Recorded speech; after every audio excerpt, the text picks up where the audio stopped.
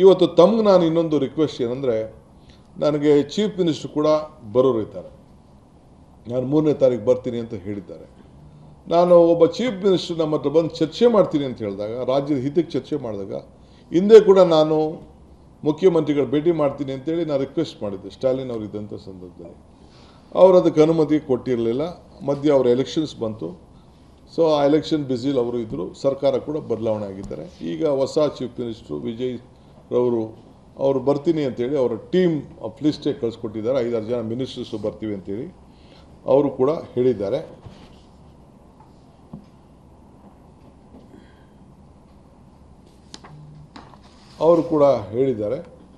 So ಅವರು ನಾವು ಫೋನಲ್ಲೂ ಕೂಡ ಈಗಾಗಲೇ ನಾನು ಹೇಳಿದ್ದೇನೆ, ಮಾತಾಡಿದ್ದೀನಿ ಅಂತ.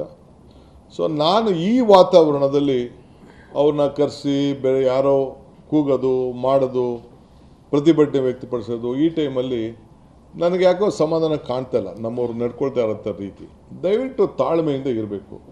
ಸೌಹಾರ್ದತೆಯಿಂದ ಯಾವುದಾದ್ರು ವಿಚಾರಗಳು ಬಗೆಹರೋದಾದರೆ ಬಗೆಹರಿಲಿ. ಅವ್ರಿಗೂ ಹಿತ, ನಮಗೂ ಹಿತ. ನಾನು ಈಗಾಗಲೇ ನಿಮ್ಗೆ ಹೇಳ್ತಾ ಇದ್ದೇನೆ, ಈ ಮೇಕೆದಾಟು ಏನು ನೀರಾವರಿ ಇದೆ, the Mekedatu balancing reservoir, this is more helpful to Tamil Nadu then Karnataka. I am on record. Only we will be getting the benefit of 400 megawatt of power. We at any point of time, this water can't be utilized for any of the irrigation projects. ಯಾವ ಕಾರಣಕ್ಕೂ ಕೂಡ ಈ balancing reservoir ಏನಿದೆ, ಈ 66 TMC reserve ಇದೆ, ಯಾವ ಕಾರಣಕ್ಕೂ ನಮಗೆ ನೀರಿಗೆ ಉಪಯೋಗ ಮಾಡಲಿಕ್ಕೆ ನಮ್ಗೆ ಅವಕಾಶ ಇಲ್ಲ. ಇಂಥ ಡಿಸ್ಟ್ರೆಸ್ ಟೈಮಲ್ಲಿ ಏನು ಬಿಡುಗಡೆ ಮಾಡಬೇಕು ಅಂತೇಳಿ ನಮಗೆ ಪಾಲನೆ ಏನಿದೆ, ಆ ಪಾಲನೆ ನಾವು ಮಾಡಬೇಕಾಗಿದೆ. ಮೊನ್ನೆ ಬಂದಂಥ ಸುಪ್ರೀಂ ಕೋರ್ಟ್ ಜಡ್ಜ್ಮೆಂಟ್ ಏನಿದೆ, ಆ ಜಡ್ಜ್ಮೆಂಟಲ್ಲೂ ಕೂಡ ಅವ್ರಿಗೆ 177.25 TMCಯನ್ನು ನೀವು ಬಿಡಲೇಬೇಕು ಅಂತೇಳಿ ಅವ್ರಿಗೆ ನಿರ್ದಿಷ್ಟವಾದಂಥ ಆದೇಶವನ್ನು ನಮಗೂ ಕೊಟ್ಟಿದ್ದಾರೆ. ನೀವು ಪಾಲನೆ ಮಾಡಲೇಬೇಕು ಅಂತ. ಅದಾದ ಮೇಲೆ ನಮ್ಮ ಜಾಗದಲ್ಲಿ ನೀವು ಕಟ್ಕೊಳ್ಳೋಕ್ಕೆ ನಿಮಗೆ ಅವಕಾಶ ಇದೆ ಅನ್ನೋದು ಕೂಡ ಅವ್ರು ಹೇಳಿದ್ದಾರೆ.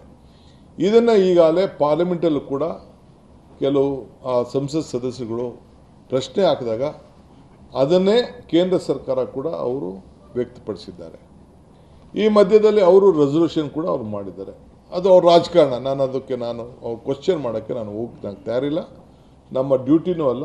ಅವ್ರ ರಾಜ್ಯ ಹಿತಕ್ಕೆ ಏನು ಬೇಕೋ ಅವ್ರು ಮಾಡಿಕೊಳ್ಳಿ. ಆದರೆ ನಾವು ನಮ್ಮ ರಾಜ್ಯದ ಹಿತಕ್ಕೆ ನಾವು ಏನು ಬೇಕೋ ನಾವು ಮಾಡ್ಕೊಳ್ತೀವಿ. ಅದಕ್ಕೇನು ಬೇಕೋ ನಾವು ಕಾನೂನು ಚೌಕಟ್ಟಿನಲ್ಲಿ ಕೆಲವು ಅನೇಕ ವ್ಯಾಜ್ಯಗಳು, ವ್ಯವಹಾರಗಳು, ಅಪ್ಲಿಕೇಶನ್ಸ್ಗಳು ಇವೆಲ್ಲ ಕೂಡ ಇದೆ.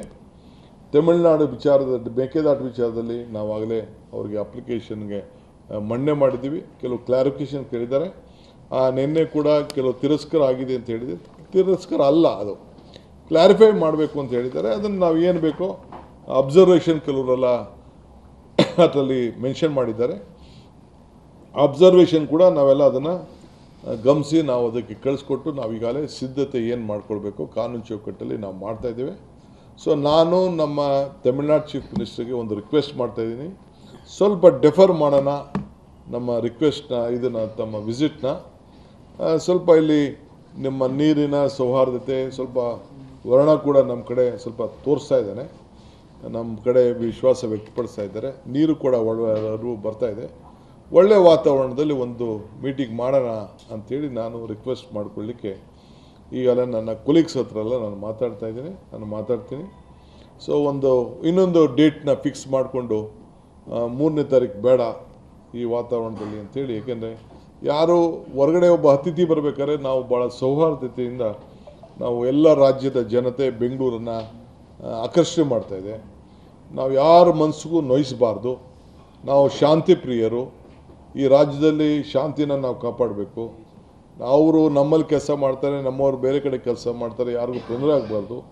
ಸೊ ಎಮೋಷ್ನಲ್ಲಿ ತೀರ್ಮಾನಗಳನ್ನು ಮಾಡೋಕ್ಕಾಗಲ್ಲ. ಇದಕ್ಕೆ ನಾನೇ ಅವ್ರಿಗೆ ರಿಕ್ವೆಸ್ಟ್ ಮಾಡಿಕೊಂಡು ಇದಕ್ಕೆ ಮುಂದಕ್ಕೆ ಹಾಕೋಣ ಅಂಥೇಳಿ ನಾನು ಅವ್ರಿಗೆ ರಿಕ್ವೆಸ್ಟ್ ಮಾಡ್ಕೊಂಡಿದ್ದೇನೆ. ಅದು ಕೂಡ ನಾನು ಈಗ ನಮ್ಮ ಕೊಲೀಗ್ಸ್ ಜೊತೆ ಚರ್ಚೆ ಮಾಡಿ ಈ ತೀರ್ಮಾನಕ್ಕೆ ಬಂದಿದ್ದೇವೆ. ನಾನು ಅಲ್ಲಿ ರೆಡಿ ಮಾಡ್ಕೊಂಡಿದ್ದೇನೆ. ನಾಳಿದ್ದು ಬರೋಕ್ಕೆ ಏನೇನು ಬೇಕೋ ಅವ್ರಿಗೆ ಯಾವ ರೀತಿ ಸಿದ್ಧತೆ ಮಾಡ್ಕೊಳ್ಬೇಕು, ಯಾವ ರೀತಿ ಗೌರವದಿಂದ ಅವ್ರ ಜೊತೆ ಅವರು ವಿಚಾರಗಳನ್ನ ಹಂಚ್ಕೊಳ್ಬೇಕು ಅಂತೇಳಿ ನಮ್ಮ ಲೀಗಲ್ ಟೀಮು ಮತ್ತು ಅಫಿಷಿಯಲ್ ಟೀಮ್ ಎಲ್ಲ ನಮ್ದು ಏನು ವಿಚಾರ ಇದೆ ಅವ್ರದ್ದು ಏನೇನು ಬೇಡಿಕೆ ಇನ್ನೂ ನನಗೆ ಅವ್ರು ಕಳಿಸ್ಕೊಟ್ಟಿಲ್ಲ.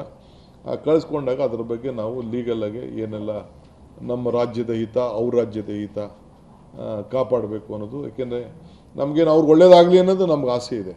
ಅವ್ರಿಗೇನು 177 TMC ಕೊಡಬೇಕು ಅಂತ ಏನು ನಮಗೆ ಸುಪ್ರೀಂ ಕೋರ್ಟ್ ಆದೇಶ ಇದೆ, ಅದರಲ್ಲಿ ಯಾವ ಥರದ ಬದಲಾವಣೆ ಕೂಡ ಇಲ್ಲ. ಡಿಸ್ಟೆನ್ಸ್ ಫಾರ್ಮುಲಾ ಏನಿದೆ ಅದರಲ್ಲೂ ಕೂಡ ನಮಗೆ ಯಾವ ಥರದ ಬದಲಾವಣೆ ಇಲ್ಲ. ಆದರೆ ಪರಿಸ್ಥಿತಿಯನ್ನು ಅವ್ರಿಗೂ ಕೂಡ ಗಮನಕ್ಕೆ ತರಬೇಕು ಅನ್ನೋದು ನಮ್ಮ ಕರ್ತವ್ಯ ಇದೆ. ಆ ನಿಟ್ಟಿನಲ್ಲಿ ನಾವು ಕೆಲಸವನ್ನು ನಾವು ಮಾಡ್ತೇವೆ.